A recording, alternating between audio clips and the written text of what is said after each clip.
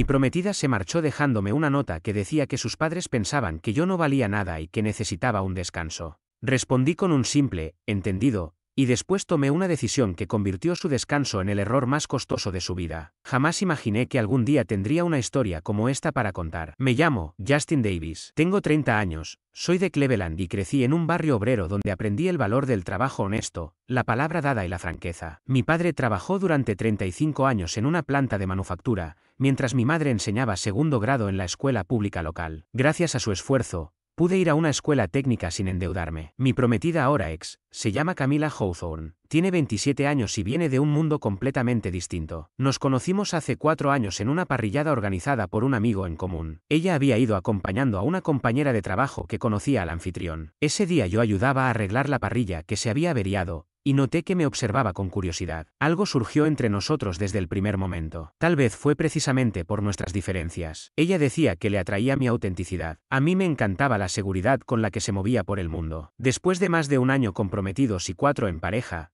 todo parecía marchar bien. La boda estaba prevista para la primavera siguiente. Ya habíamos enviado las invitaciones y reservado un salón impresionante, uno que era prácticamente el lugar de ensueño de Camila. Pero había algo que nunca terminaba de encajar: su familia. Especialmente sus padres, Eduardo y Lorena. Ellos provenían de una clase social muy distinta. Eran de ese tipo de personas que veranean en la costa este y pasan los inviernos en lugares exclusivos. Mientras tanto, yo tenía mi propio taller de reparación de autos, un negocio que había construido desde cero y que funcionaba bien, aunque estaba lejos de su estilo de vida. Desde el principio dejaron claro que no era lo que deseaban para su hija. No lo decían abiertamente, claro. Eran demasiado elegantes para eso, pero sus comentarios sutiles y sugerencias disfrazadas de interés eran constantes. Nunca olvidaré una cena en su casa de campo. Estábamos comiendo cuando Eduardo me interrumpió para pedirme que revisara su porche, porque hacía un ruido raro, así, como si fuera su mecánico personal. Camila intentó quitarle hierro al asunto diciendo que no quería que me ensuciara las manos,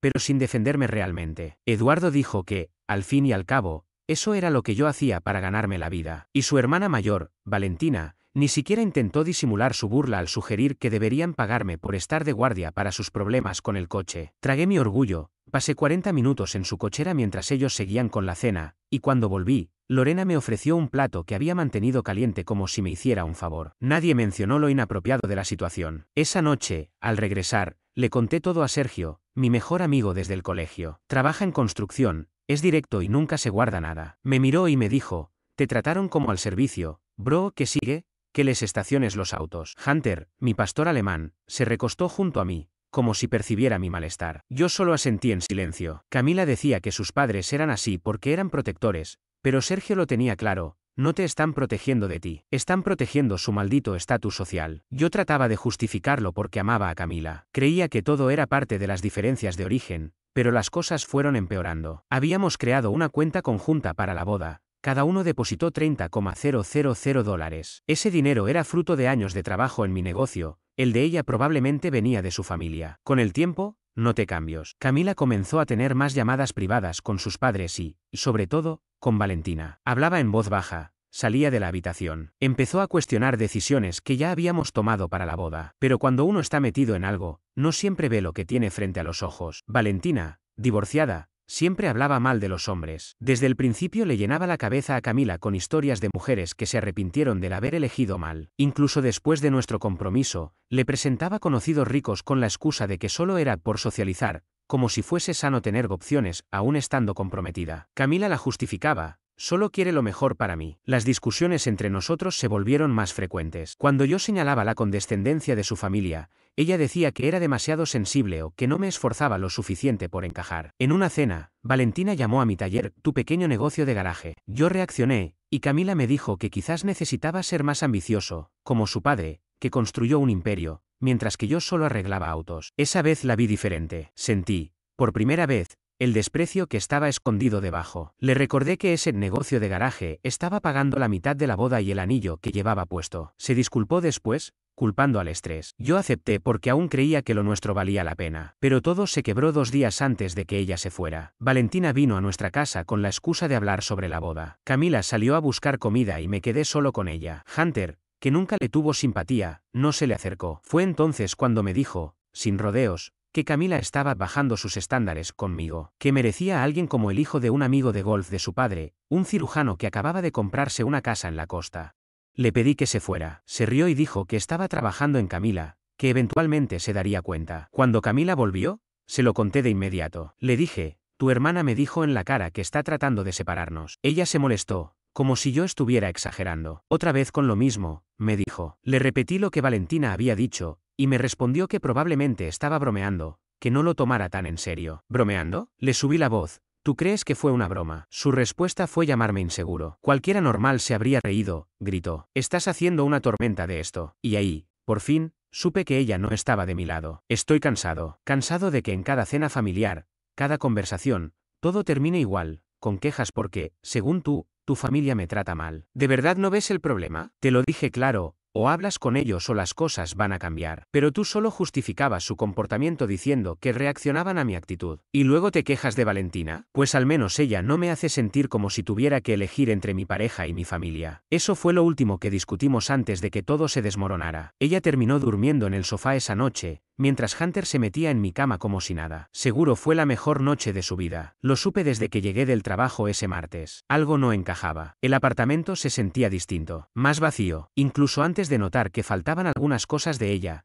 Hunter me recibió en la puerta en lugar de estar echado en el sillón, siguiéndome nervioso como si él también notara que algo había cambiado. En la cocina, sobre la encimera, encontré una nota junto a su anillo de compromiso. 3 párrafos que se reducían a 5 palabras que me golpearon como un puñetazo. Mi familia cree que no vales nada. Sí, había más texto. Hablaba de tomar un tiempo, de reevaluar nuestra compatibilidad, de que teníamos expectativas distintas. Pero nada importaba más que esas 5 palabras. En la nota, Camila decía que sus padres estaban preocupados por nuestro futuro, que no creían que yo pudiera ofrecerle el estilo de vida que ella merecía, que necesitaba tiempo para pensar, que se quedaría con ellos por un tiempo. Ni siquiera fue capaz de decírmelo en persona. 4 años juntos, y lo único que obtuve fue una nota. Me quedé sentado en la cocina durante horas, viendo cómo la luz se reflejaba en ese anillo de 3 quilates que me había dejado al borde del colapso financiero cuando se lo compré, mucho antes de empezar a ahorrar para la boda. El mismo anillo que hizo que sus ojos brillaran cuando me dijo que sí. Ahora parecía que no era suficiente. Yo no era suficiente. 4 años juntos, y ella había sido quien más insistió con tener una boda grande. Y justo en ese momento me di cuenta de que algo no cuadraba. Los pagos finales para el lugar del evento vencían en unas semanas y yo ya había puesto $30,000 de mis ahorros en nuestra cuenta conjunta para la boda. Mientras el dolor y la incredulidad me carcomían por dentro, mi lado más racional empezó a analizar la situación. Esto no era solo una pausa emocional. Esto era una estrategia. Algo frío, calculado. Una vocecita me susurró, revisa la reserva del salón. A la mañana siguiente llamé a la coordinadora del lugar. Brenda, hola, soy Justin Davis. Quería confirmar algunos detalles del menú para la boda en primavera. Hubo una pausa, demasiado larga. Señor Davis, Camila llamó el lunes por la tarde. Canceló la reserva, el día antes de dejarme la nota. ¿Canceló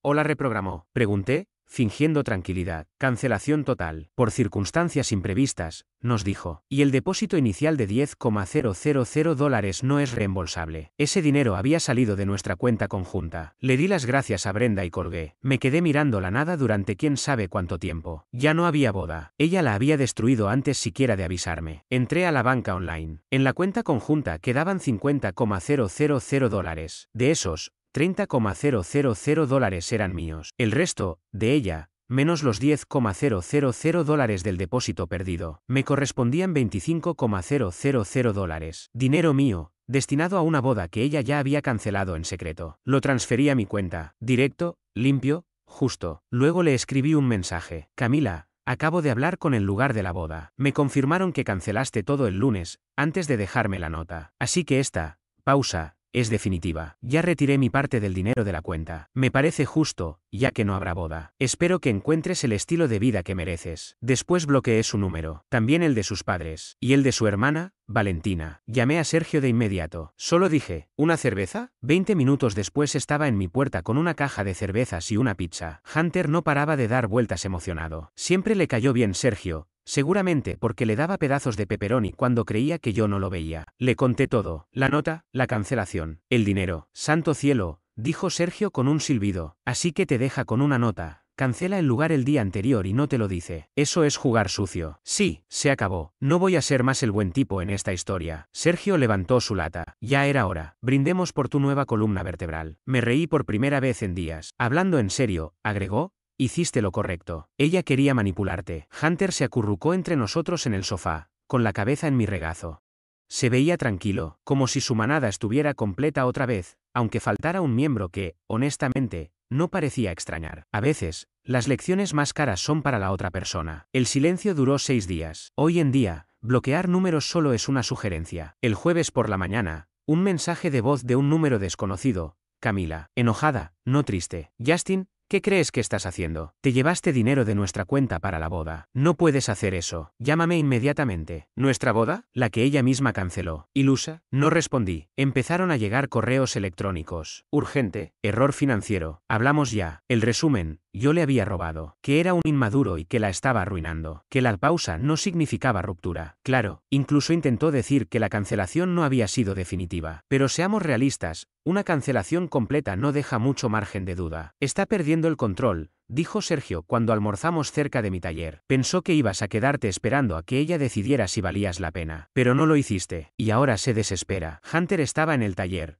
probablemente dormido en su camita detrás del mostrador. A los empleados les encanta tenerlo ahí, y los clientes parecen confiar más en un taller donde hay un perro. Siempre dije que los perros tienen buen ojo para la gente. Entonces llegó el correo de Lorena, la madre de Camila. A mi correo del trabajo, ni más ni menos. Una obra maestra de la pasivo-agresividad. Justin, Camila está destrozada. Aunque expresamos algunas reservas, tu reacción ha sido desproporcionada y cruel. Has tomado fondos que estaban destinados a compromisos importantes. Camila ahora está en una situación terrible. Como caballero, deberías corregir este error de inmediato. ¿Corregir este error? Como si hubiera tropezado por accidente y mi dinero cayera en su cuenta. El depósito de $10,000 ya se había perdido. Y de esos, $5,000 eran míos. Los $5,000 que le correspondían a ella. Mi retiro de $25,000 del fondo común de $50,000 dejó intactos sus $25,000. No es tan complicado. Mi única respuesta a Lorena, con copia a Camila, fue clara. Estimada Lorena, Camila canceló la reserva del lugar de la boda el lunes, 9 de octubre, antes siquiera de decirme que quería un tiempo. Ese dinero estaba destinado al evento. Sin boda, recuperé mi parte. Camila conserva su contribución completa. Cualquier otro compromiso que haya asumido es exclusivamente responsabilidad suya. ¿Tema cerrado? Pero esa frase fue como una bandera roja ante un toro. Ese mismo fin de semana empezaron los mensajes. Llamadas perdidas.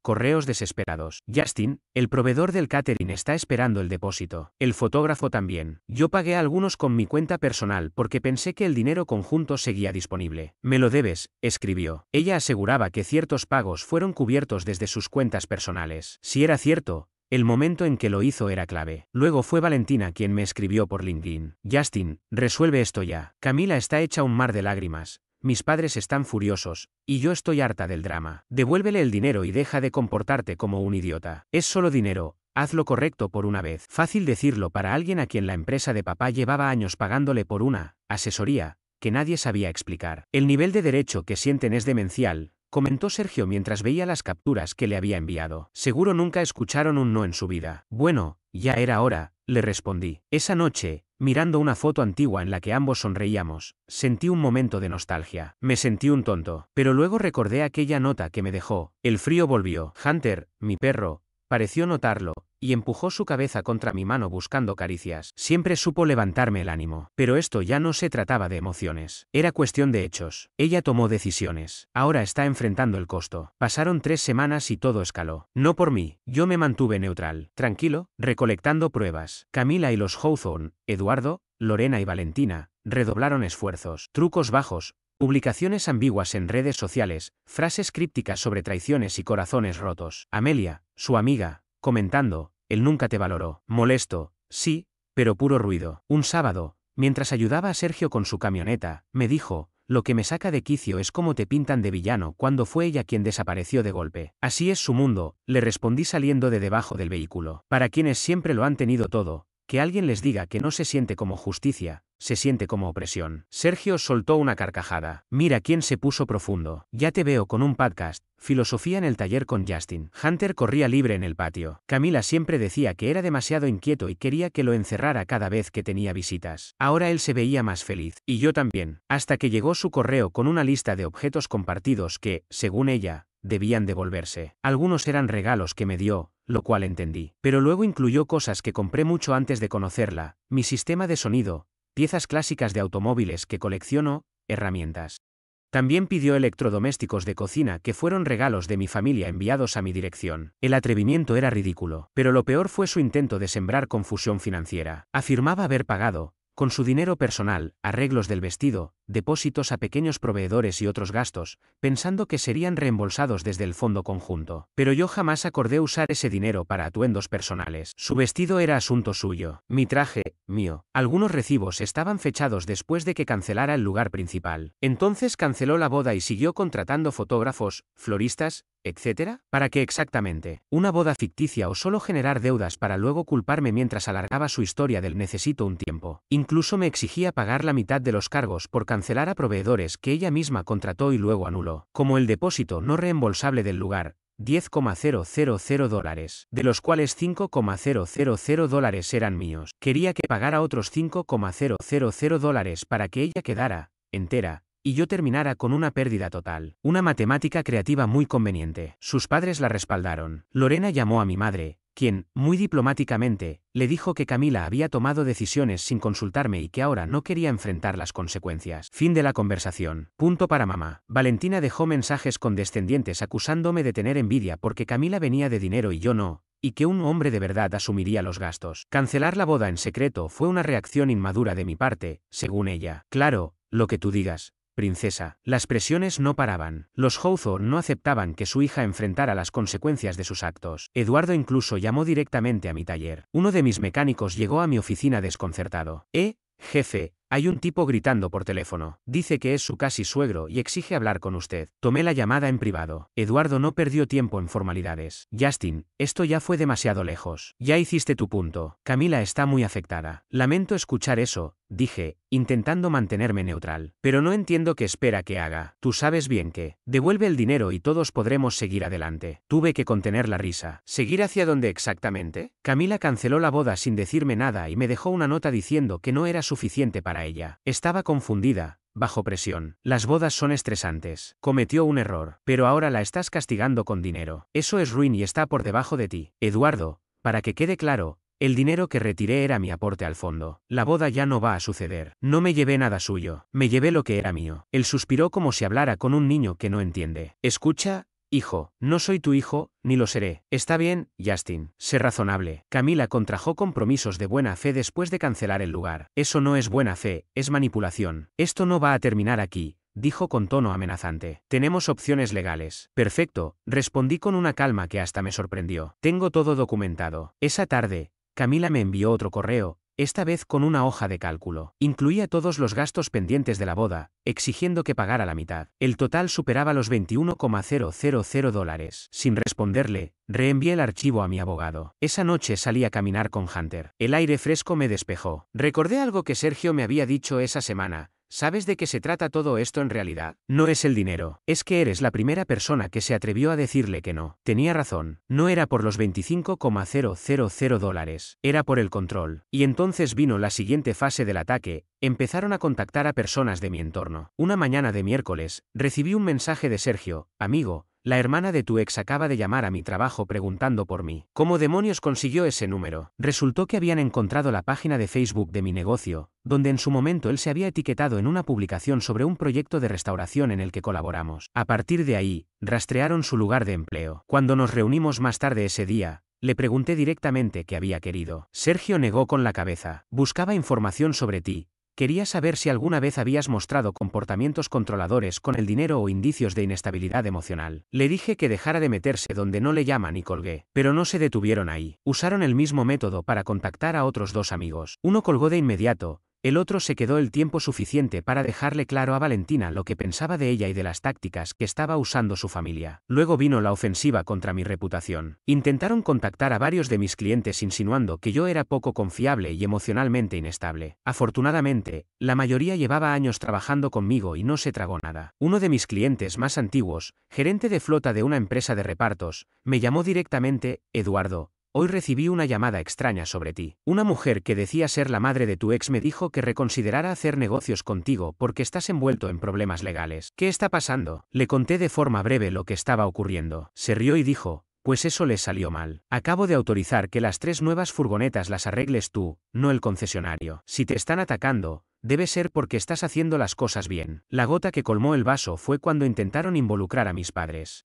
Mi padre, que nunca ha sido hombre de muchas palabras, fue directo: mi hijo es un hombre honesto. Su hija le rompió el corazón. Deberían sentir vergüenza. Y colgó. Mientras tanto, yo me había encargado de recopilar toda la documentación, correos electrónicos, mensajes de voz, mensajes de texto anteriores a la ruptura, extractos bancarios que demostraban los pagos que realicé para la boda, confirmaciones de los proveedores con los que traté directamente, donde constaba que ningún contrato estaba únicamente a mi nombre. Tras una consulta con un abogado, le mostré la línea de tiempo, el acuerdo de la cuenta conjunta, que por suerte era simple y dejaba claro que el dinero era para gastos comunes de la boda, así como la cancelación del lugar del evento. Su veredicto fue claro: estás cubierto. El dinero que retiraste era claramente tuyo, destinado a un evento que ella decidió cancelar sin tu consentimiento. Cualquier gasto o penalización posterior le corresponde a ella. Está intentando presionarte. No cedas. Sergio pasó por el taller un día con algo de comida. Hunter, mi perro, corrió a saludarlo abandonando su puesto en la puerta. Traidor,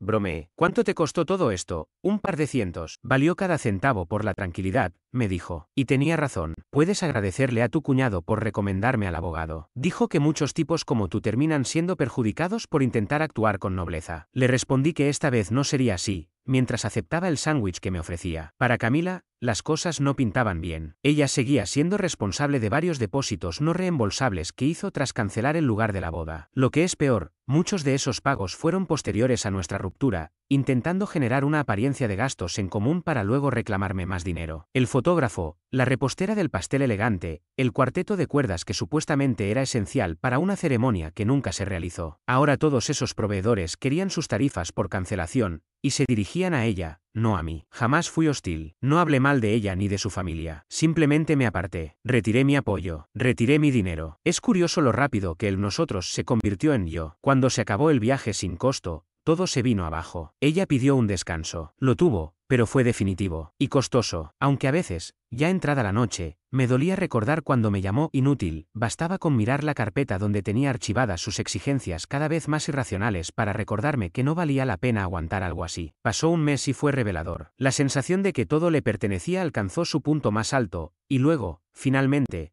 comenzó a desvanecerse. Para mí, fue el inicio de una etapa tranquila, con límites claros. Aún intentaron algunas jugadas sucias, pero pronto se agotaron. Esta vez fue Eduardo, su padre, quien se involucró. Recibí una carta de parte de un abogado, llena de amenazas vagas, uso indebido de fondos matrimoniales conjuntos, aunque nunca estuvimos casados, daño emocional, y incumplimiento de promesa de matrimonio, pese a que fue ella quien canceló todo. Me exigían devolver los $25,000 que retiré más $15,000 por gastos y perjuicios, un total de $40,000. Absurdo. Mi abogado redactó una respuesta precisa y profesional, incluyó fechas, estados de cuenta, y dejó claro que los contratos con proveedores posteriores a la cancelación fueron exclusivamente suyos. Nunca volvimos a tener noticias del abogado. Tal vez él mismo se dio cuenta de que no había forma de justificar semejante reclamo. Incluso la campaña pasivo-agresiva en redes sociales se fue desinflando. Sospecho que algunas de sus amistades, como Amelia, empezaron a darse cuenta de lo que pasaba o simplemente se cansaron del drama. Amelia,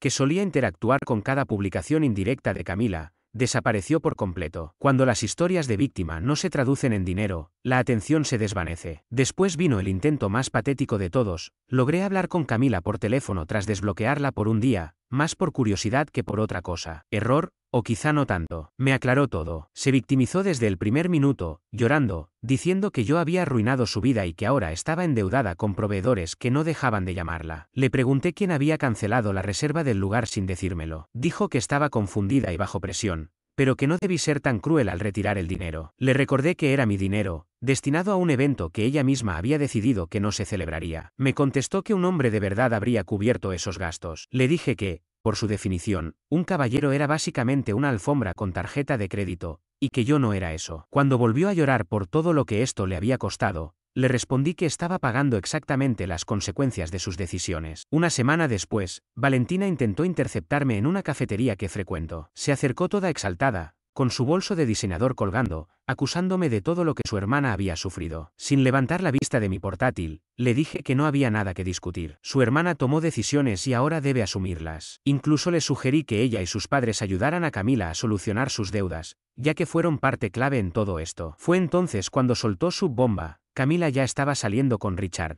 el hijo de un amigo del club de golf de su padre, un cirujano.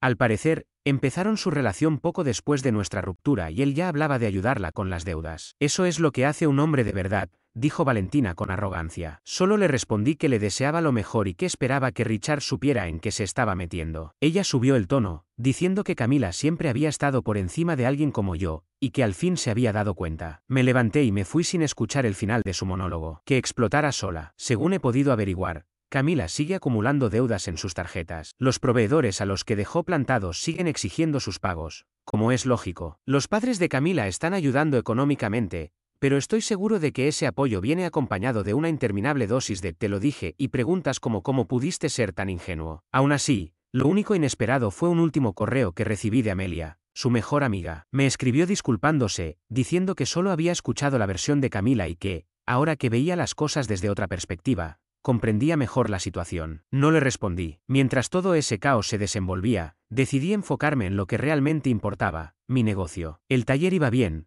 pero entre los planes de boda y los conflictos con la familia de Camila, había dejado en pausa varios proyectos importantes. Con los $25,000 de vuelta en mi cuenta y sin necesidad de planificar un casamiento, no solo tenía el capital, sino también la claridad mental para avanzar. Contraté a otro mecánico, adquirí nuevo equipo de diagnóstico y por fin lancé un servicio especializado en autos europeos, algo que llevaba años queriendo hacer. Resultó ser una excelente decisión. Muchos dueños de Porsche y BMW, que preferían evitar los precios abusivos de los concesionarios, encontraron en mi taller una alternativa confiable. Irónicamente, fue justo el tipo de auto que tanto adoraba el padre de Camila y que usaba como excusa para despreciarme. Los resultados no tardaron en llegar. Las ganancias aumentaron un 22% en comparación al mismo trimestre del año anterior. El equipo comenzó a capacitarse en nuevas áreas y el boca a boca hizo lo suyo. Pronto tuvimos la agenda completamente llena con 3 semanas de espera. Una tarde, Sergio pasó por el taller mientras revisaba las finanzas. Hunter, como siempre, salió a saludarlo con entusiasmo. Parece que no te va tan mal para ser un inútil, bromeó, mirando la hoja de cálculo en mi pantalla. Parece que estar soltero es buen negocio, le respondí con una sonrisa. Deberías enviarle una nota de agradecimiento a Camila, soltó, divertido. Algo como, querida Camila, gracias por dejarme. Ahora gano dinero en lugar de malgastarlo tratando de impresionar a tu familia espantosa. Nos reímos. Sabíamos que no era necesario decir nada más. Sergio se apoyó en el escritorio y añadió, más serio, la verdad, te salvaste. Imagínate estar atado a esa gente por el resto de tu vida. Asentí. Por dolorosa que haya sido la ruptura, lo habría sido más haber convivido con los juicios constantes de los Hawthorne y con el creciente resentimiento de Camila. Hablando de salvarse, agregó Sergio, ¿has oído algo del nuevo tipo? El cirujano. Ni una palabra, le dije, y prefiero que siga así. Lo que no sabía es que esa historia apenas comenzaba. Han pasado casi 5 meses desde la última vez que hablé con Camila y alrededor de 7 desde que todo dio un giro inesperado. La vida siguió su curso. Es más tranquila ahora. La rabia ya casi no existe. No me alegra que Camila tenga problemas financieros, pero tampoco me desvela. Ella tomó sus decisiones, y ahora enfrenta las consecuencias. Según me contaron, tuvo que volver a vivir con Eduardo y Lorena para ahorrar algo de dinero. Supongo que esa convivencia no debe ser fácil para ninguno. La deuda por la boda soñada todavía es un tema delicado. Hace un mes me crucé con Amelia en el supermercado. Se notaba incómoda, pero vino a saludarme. Me preguntó cómo estaba, y cuando le dije que todo iba bien, me soltó una bomba. El supuesto cirujano, Richard, no era médico ni millonario. Era un estafador profesional que se hacía pasar por inversionista en tecnología médica. Convenció a Eduardo de invertir en su empresa y luego desapareció con el dinero. Intentaron mantenerlo en secreto,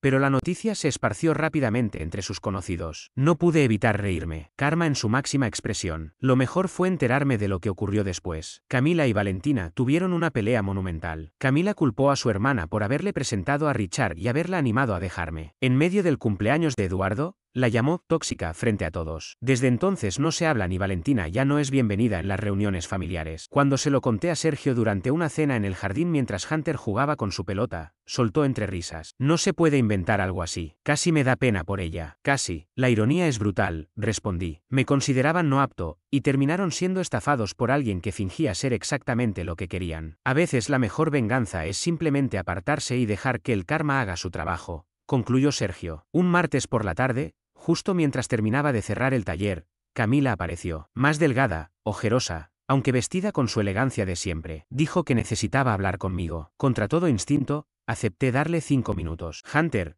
que dormía en su rincón, se incorporó en cuanto la vio entrar. No gruñó, pero se posicionó entre nosotros, observándola atentamente. Buen perro. Comenzó a llorar, diciendo que había cometido un grave error al dejarse influenciar por su familia, especialmente por Valentina. Que Richard fue una pesadilla, su familia está hecha trizas y que ahora vive, con 30 años, en su antiguo cuarto de adolescente. Que me extraña, que ha cambiado. No sentí nada, ni compasión, ni ira, nada. Cuando terminó su discurso y sugirió que volviéramos a intentarlo, le respondí con una sola palabra. No, su rostro se descompuso. ¿Cómo que no? Eso mismo. No, no vamos a volver. No hay un nosotros. Siguió llorando, pero esta vez había un brillo frío en sus ojos. Me preguntó si había alguien más, si ya había seguido con mi vida. Le dije que eso no era de su incumbencia. Se enfadó, me llamó cruel, dijo que solo había venido a disculparse. Viniste porque tu plan B se fue al carajo y necesitas un sitio donde caer. No cuentes conmigo. Se quedó mirándome con una expresión dura y me acusó de disfrutar su sufrimiento, de ser vengativo. Le pedí que se fuera, o llamaría a la policía. Cuando se marchó, me advirtió que me arrepentiría, que algún día,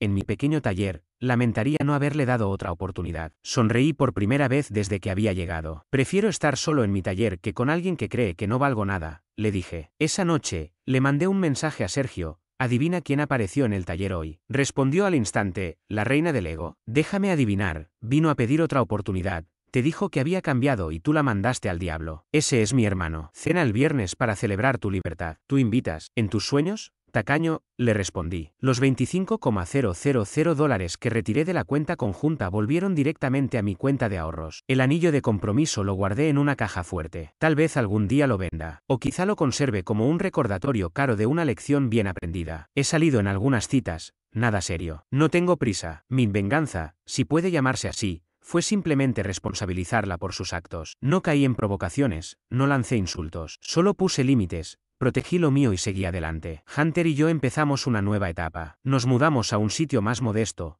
pero cómodo, más cerca del taller. No tenía sentido seguir pagando por un apartamento que había elegido pensando en una vida en pareja con Camila. Este lugar es justo lo que necesito ahora. Camino al trabajo todos los días, y Hunter disfruta del parque cercano, donde ya se hizo de algunos compañeros peludos. No, mi historia no termina con una reconciliación ni con venganza ardiente. Se trata más bien de cerrar un capítulo con la frente en alto. A veces, la mejor decisión es no quedarse esperando explicaciones ni justicia, sino avanzar por uno mismo. No me interesa ver qué será de Camila ni si alguna vez se arrepiente de lo que hizo. Lo que me importa es que recuperé el rumbo, que elegí mi paz por encima del drama, y que aprendí que perder a alguien que no te valora nunca es una pérdida real. Puede que no tenga una princesa a mi lado ni una historia perfecta para contar, pero tengo tranquilidad, un negocio que crece, y un perro que me espera moviendo la cola cada día. Y, sinceramente, eso vale mucho más que cualquier anillo, vestido blanco o promesa rota.